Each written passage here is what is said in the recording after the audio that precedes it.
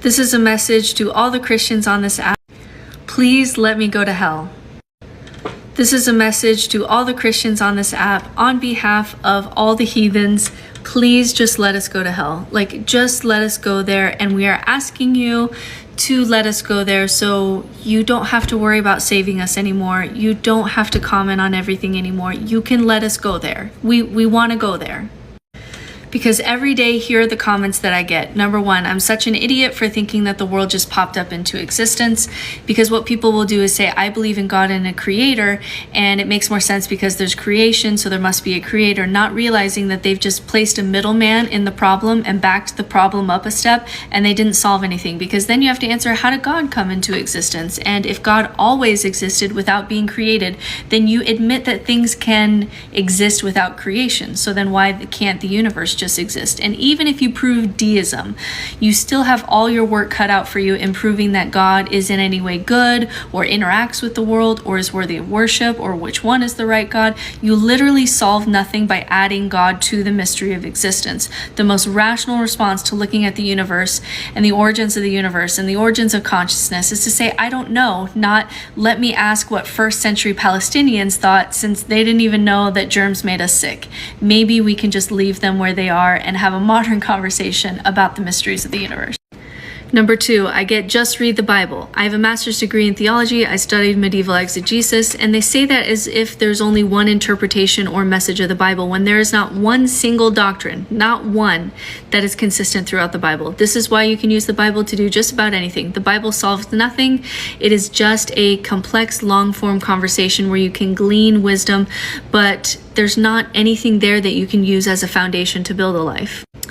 Number three, you have no foundation for morality. This one I get a lot, as if the Bible gives you an objective foundation for morality. It can't even say that slavery or genocide is wrong. Morality has always been a conversation, and if you study the Bible long enough, like really study it, you can watch that conversation happen. And you can watch rules change. You can watch God change his mind. It has always been relative morality, even in religion. And as we learn more and we share more stories, we have more empathy, and that leads to more moral behaviors where we recognize that I am you and you are me and you seem to be a human just like me, so I'm going to treat you how you want to be treated. And we have empathy, and we've evolved to have empathy as the kind of primates that we are. There is not objective morality in the Bible. This is why that you can use the Bible to either argue against or for slavery. So during the Civil War, the Bible didn't help at all. It solved nothing. It added an unnecessary middleman to the conversation.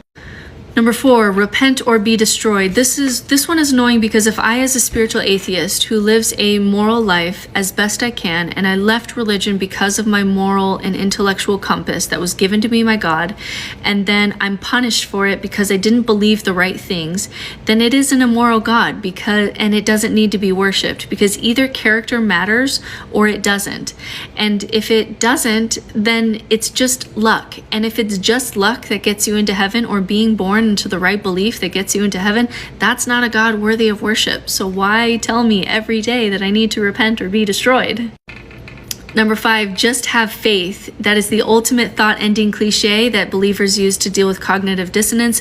I've never once gotten a good answer for why would God make faith in bad evidence the highest moral value in his hierarchy of values. This is the number one doubt for Richard Rohr, by the way, who believes that he's going to go see God, and he's going to ask, if he has an opportunity to ask a question, this is his question: why did you make it so easy for us to be blinded by our own biases and patterns and superstitions so that it would be impossible to find truth even if we were looking for it? Why is faith the highest moral value when we don't, in the world, we don't treat it like the highest moral value? We treat truth or kindness or compassion or love as higher values than faith and bad evidence. So why is God's highest value faith and bad evidence? Number six, I know the right pattern. I cannot tell you how many times a man, I have only gotten this from men, will either comment or message me or try to meet with me or send me their books saying, I know the secret pattern. I know my way to weave through the Bible like no one else can, and I know the real truth of what's going on here. Men have sent me their theologies and their books, and they all believe that of all the humans that have ever existed, they are the ones that have figured it out. It is hubris at its finest, and I can't deal with it anymore. And last, sometimes at the end of a conversation, when someone is getting mad at me in the comment section, they'll just say, enjoy hell. And can I say, I will. Because do you know what Tertullian, the early church father, said when he was asked what was so great about going to heaven? He said, you get to stand at the edge of heaven and look down at the damned.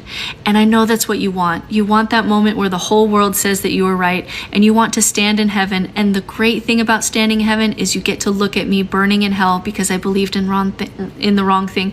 But can I just say that me and anyone else who follows me on this app who is going to hell, we cannot wait. We cannot wait to go, because there's going to be no hypocritical, fascist, nationalist, cruel, arrogant Christians on here or in hell that are going to be there. And so I cannot wait. It's going to be a great time. So please, if you want to make another comment, do not try to save me. And I'm asking you to do that like as a kindness. I'm asking you, instead of being kind by trying to save me, by saying all these things at me all the time and trying to tell everyone to repent all the time, like do the kindness of letting us go, like letting us go. We want to go there. And I am looking forward to hell, because if it exists, I cannot stand to spend another second with Christians, especially the ones on this app, especially the ones in my comment section.